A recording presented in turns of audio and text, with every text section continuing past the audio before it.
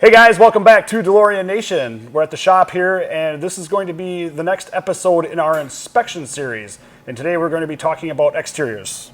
So we're glad to bring you another one. A lot of this will be for guys, looking to purchase cars, and you guys who are owners already might learn a thing or two. And Kevin's going to grab the car, and I'm just going to kind of do a walk around. We'll try to spew out all the things that I know about the car, and then we're probably going to try to go and do a recap of anything we may have forgotten. If we do forget something, it's helpful if you guys leave it in the comments down below. Somebody looking at cars might read it there, and I'm sure there's a thing or two we will not think of. So we appreciate those comments. Try to reply to them, and feel free to post down if you see something we didn't mention. Here we go. So I'm going to start just here at the front of the car. I think the paint's pretty self-explanatory. You can look for chips or lift with that kind of down in here. Everyone knows the eyebrows kind of tend to raise up and down over the brights. Almost every DeLorean has some variation of that. These have mild ones, but they're pretty straight. Look at the parking lights if these things are loose or cracked. The rock screen is a little down lower here, and this a lot of times the welds have broken loose, or these are bent, or there's studs along the bottom, and those can snap off as well. Then chin spoilers, you usually don't see much with these, except for like this one has some fade here. These are not painted. That's the color through them, and sometimes they get bleached out. But usually they're up high enough that you don't get these beat up, but obviously you can look for that because it can happen. There's a stripe of gray underneath here, so look for lifting on that. But with paint, you mainly see fade and cracking and lifting possibly.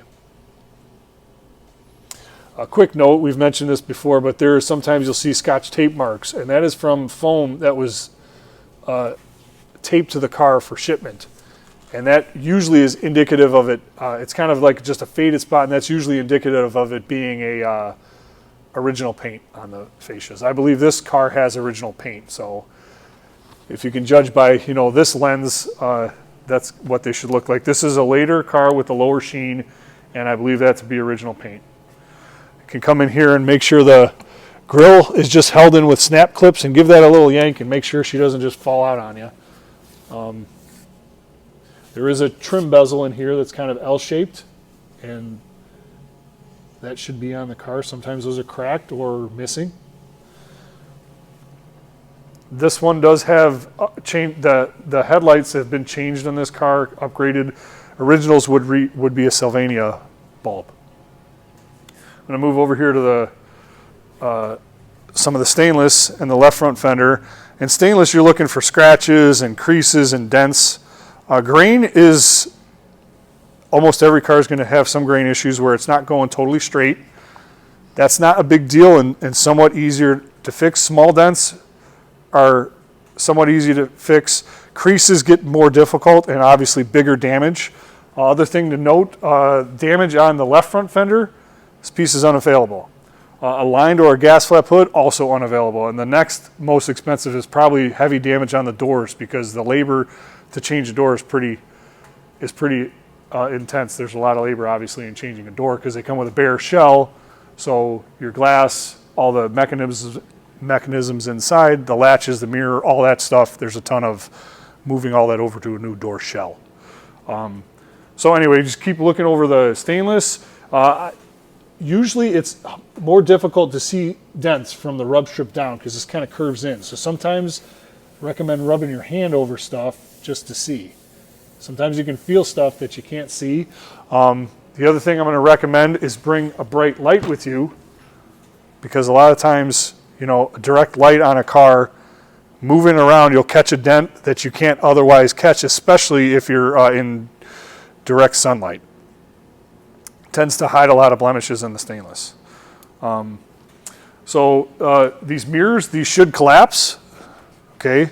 Sometimes they won't want to. There's a couple of cupped washers in there like this, and they get rusted together. And when they pivot, those cups need to slide on each other. And when they get rusted, they don't slide. And if you force it, you can just break the little washers, and then this mirror's all wiggly. So it's just a gentle push. That's how it should work. If it is like doesn't want to go, then I wouldn't force it, because you might wind up making it worse. I always go around an inspection thing we do. It's normal. You can see the glass come loose. You see that wiggle there? Okay, so this fixed glass, what we call it, this is fixed glass, and this is drop glass. So this is called fixed because it does not move. This one opens and closes, so it's what we call drop glass. But it's not uncommon to see movement just like that. Same thing on this rear panel. Give them a push. This is something you guys can probably go do on your own cars. I've had customers complain of wind noise, and they had no idea that the window's starting to fall out, the glue's letting go. So look at these seals. This one's in pretty good shape. There's a little bit of caulk line there, but this can open up and you got real gaps where water can get in. Just stuff to look for. We also go across and just a one finger push on all the rub strips. And we can show you, try to show you guys a loose one, but it's pretty obvious. They just dip down, and these are VHB taped on. And if they're loose, you got to remove them, scrape the old tape off, put some new tape on. You can push down on the rockers and make sure they're attached tightly. Don't go crazy on them because these clips along this side. But a lot of times they're loose or these bolts are missing where they kind of come in at the edges. Give those a quick push. Door handles. Door handles, these are plastic, and sometimes I can run my finger across them and see if they're plastic or not. This one I can tell by that sound, it is still plastic. So these can crack in cold weather. And a lot of times they'll be busted on one side, and if it is plastic and busted on one side, you should definitely be changing them. I heard a terrible story of this as a guy in, I believe up in the Twin Cities, started a car, pulled it outside in the cold to let the car warm up, and when he went back out to get in the car, he snapped both handles off and couldn't shut his car off. So that's the worst nightmare scenario I've heard, but that's motivation to upgrade to a metal handle, which we sell. Give a little yank on these guys. This one you can see has got some fade on it. The sun and UV will pretty much take the paint straight out of these guys, and they can come unclipped. That one seems fine, but it could use a little paint. All four side markers here. These, you can see a little bit, they got a bit of a bow to them, and they will stress crack, usually right around here. And then there's also gaskets that can come popping loose, usually at the bottom to see them hanging down. It's not an expensive fix, but something to look for. And when these lights are on is the best time to see if they're starting a hairline crack. Look for fit. You can see this one's kind of bowing out just a little bit on the both front and rear fascia.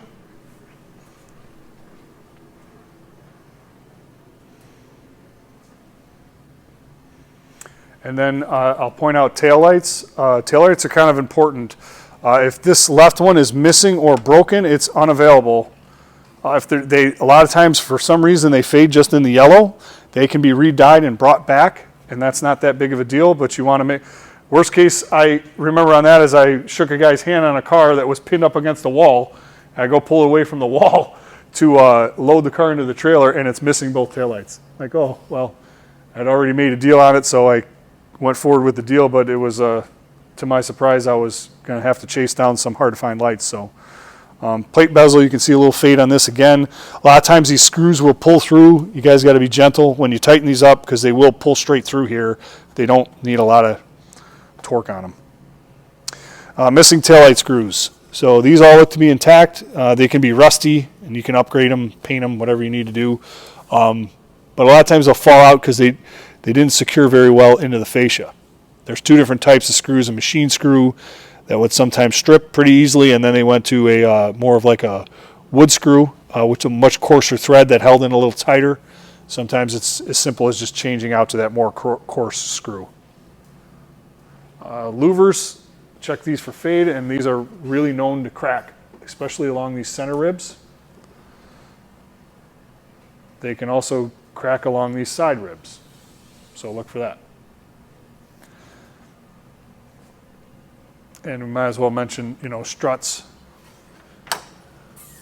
There's 6 on the car, 2 in the back, 2 on the doors, and 2 in the front luggage compartment. And just all you need to do is make sure they hold it up.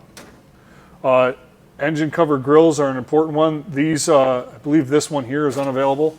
And they can kind of rattle like that. A lot of them do that. That's not really a big deal. But you want these are aluminum, and if you lean on them, the clips will fall out, and you'll lose the clips. You'll see them in the engine sometimes.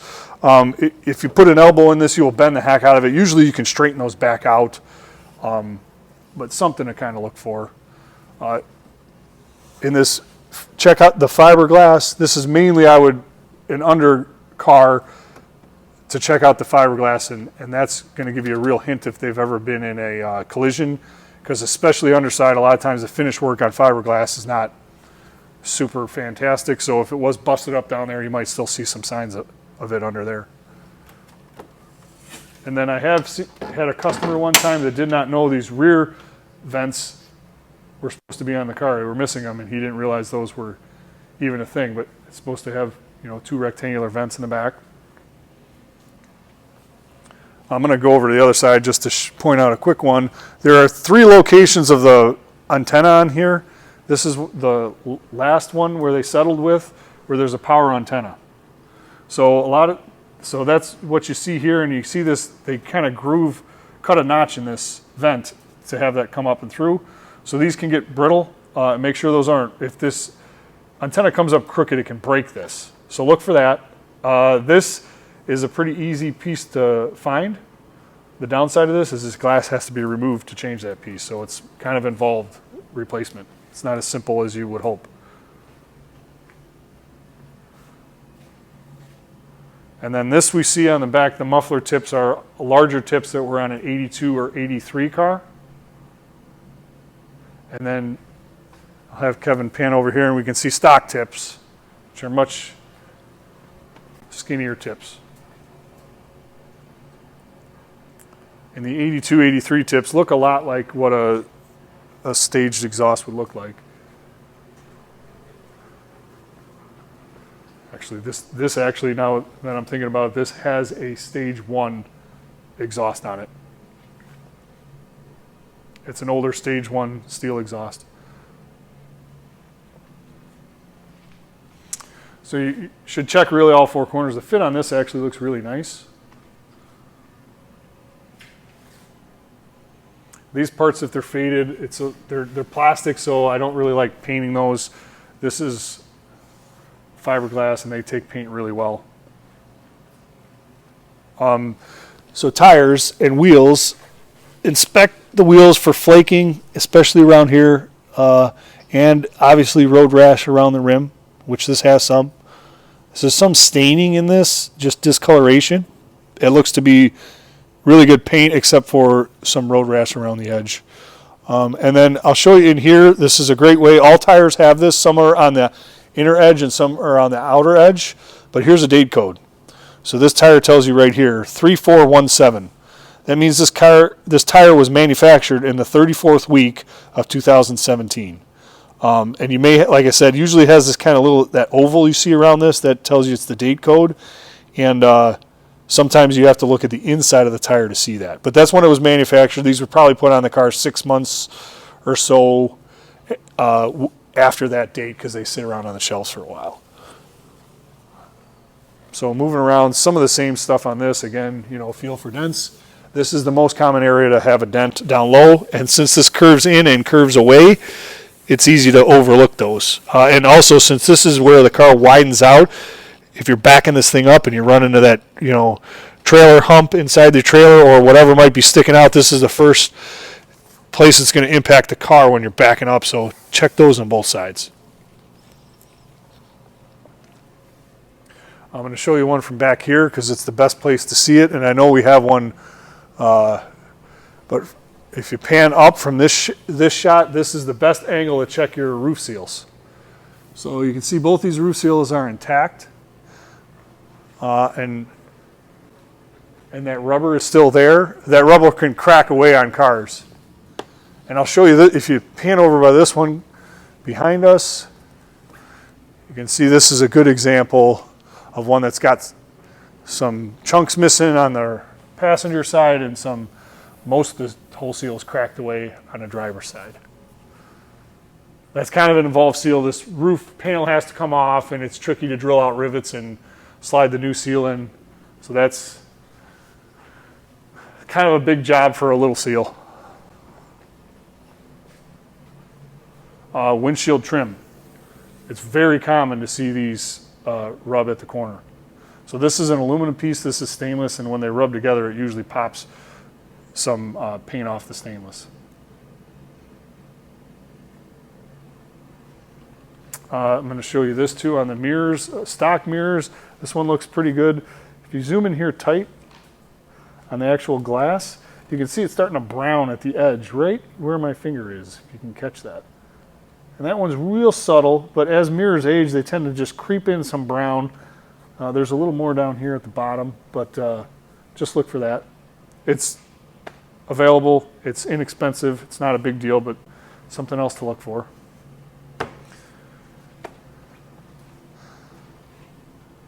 The hood is one of the hardest places to take dents out of. It's also one of the easiest areas to see the dents, so just you kind of want to walk back and forth and catch the panel in the right light and see if there is any dents. I'll show you something quick over here on windshields. This is the original manufacturer of the windshield, so they will say DMC, and that's an early windshield. This one has the antenna in the glass, and you can see some of the ribs running back and forth. They actually run up the passenger side of the glass and then back and forth. I'm going to step over here to this car and see if we got a different windshield decal on probably these three right here. So this is what you'll see on most cars without the windshield. It's going to have DMC and have this little heart logo on here. And then I'll show you one that just got a replacement glass today. Well, actually, this one didn't get it today, but this is also DMC glass, but that's this Olympia is replacement glass.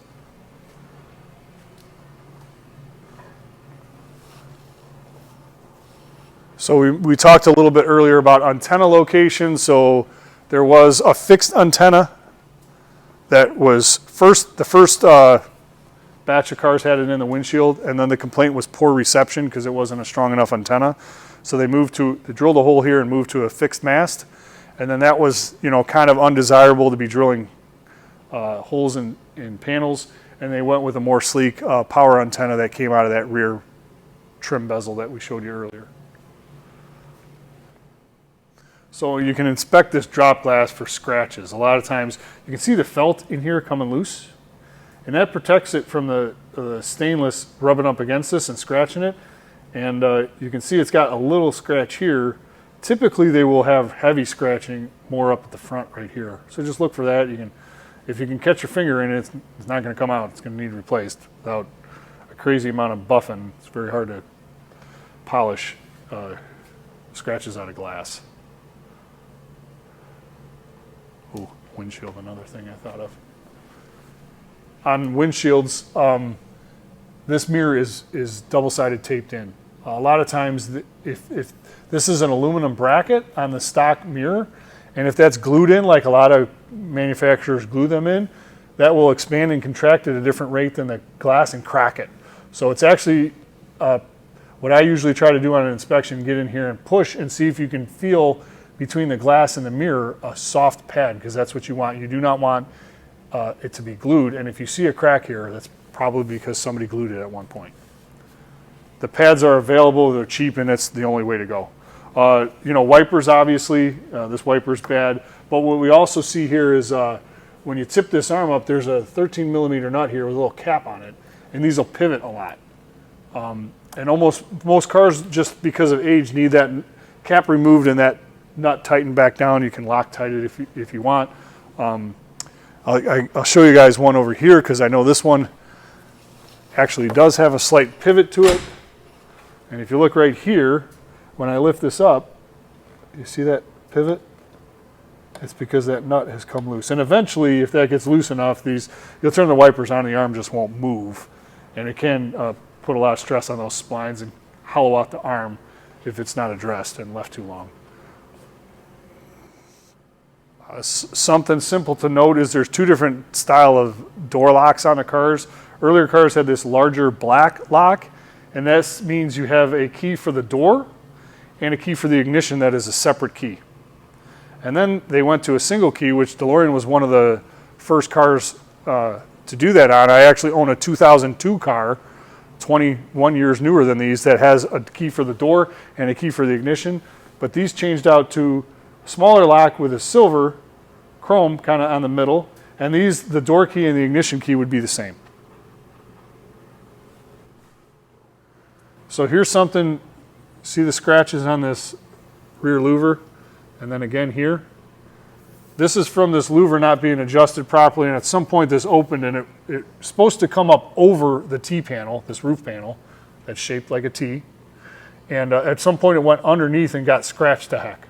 So if you come across the back, this one's kind of hard to see, but there is a slight wave in this. Like this is pushed down just a little bit because it probably caught this and forced it down and then popped underneath it and put those marks in it. So this is kind of bent just a little bit. So you can just look at this line across here, and a lot of times they'll wave up and down because they're getting caught.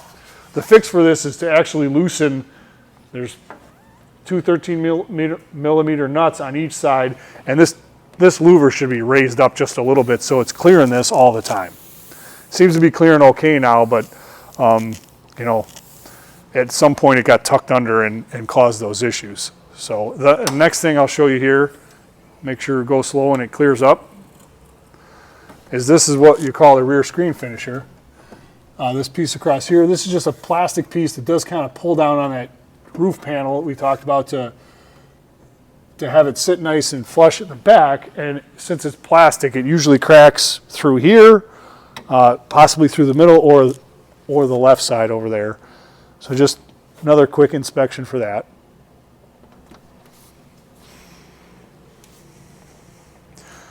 Engine cover, you do want to make sure it latches. Like this one, after I pushed it down, it does latch. That's working. Sometimes this loop is gone. This louver latches down into here. I'll just mention this, they never really latch very well back there, so it just lifts up, even though this one's pretty close. It's the reason you never want to transport these things facing backwards on an open trailer, because the wind will just catch this. You can't rely on this latch to hold anything back, and at about 60 miles an hour, this thing will come ripping violently off the car, and that's an expensive repair.